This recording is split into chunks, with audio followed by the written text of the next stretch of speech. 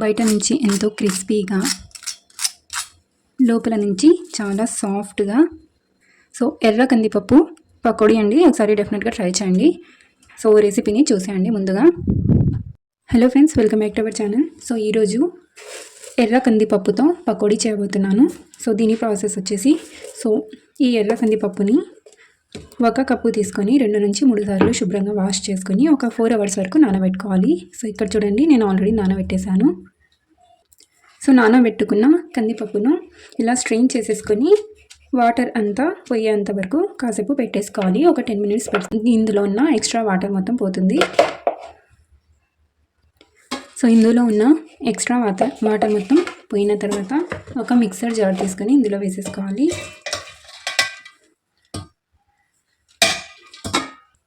ఇప్పుడు ఇందులో ఒక 10-12 వెల్లుల్లి రెబ్బలు, అలాగే 1 ఇంచు అల్లం ముక్క వేసుకొని, అలాగే ఒక 3-4 పచ్చిమిర్చి కూడా వేసుకొని వీటిని బరకగా గ్రైండ్ చేసుకోవాలి. ఇక్కడ చూడండి, ఇలా గ్రైండ్ చేసేసుకోవాలి. ఇప్పుడు దీన్ని ఒక బౌల్లో తీసేసుకుందాం.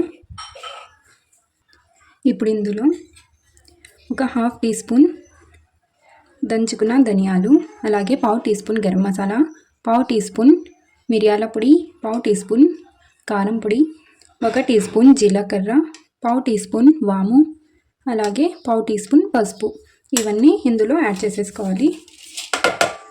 పచ్చిమిర్చి వేశారు కాబట్టి కారం పొడి చూసి వేసుకోవాలి.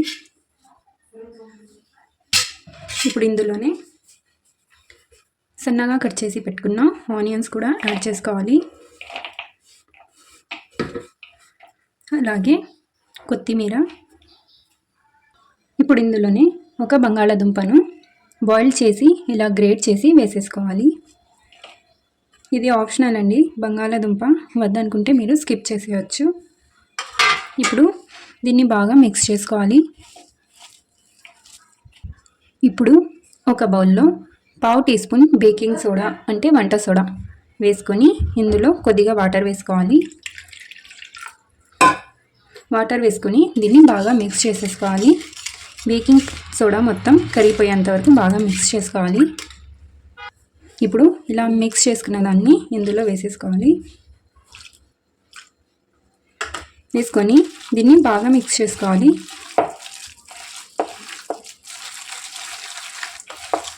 ఇలా మిక్స్ చేసుకుంటే చాలా ఫ్లఫీగా ఉంటుంది. అలాగే పకోడీ కూడా చాలా క్రిస్పీగా, లోపల నుంచి చాలా సాఫ్ట్గా వస్తాయి.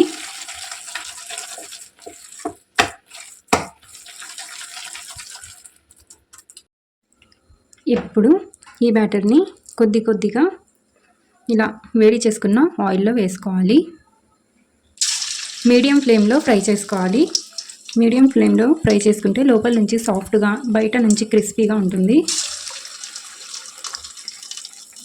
సో ఒకసారి డెఫినెట్గా ట్రై చేసి నాకు కామెంట్లో చెప్పండి ఎలా ఉన్నాయనేది. సో ఆయిల్లో వేసిన వెంటనే టచ్ చేయకూడదండి.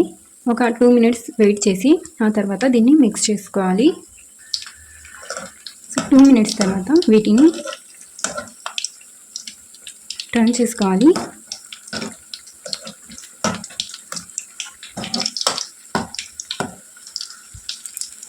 సో ఇలా టర్న్ చేస్తూ బాగా వీటిని ఫ్రై చేసుకోవాలి.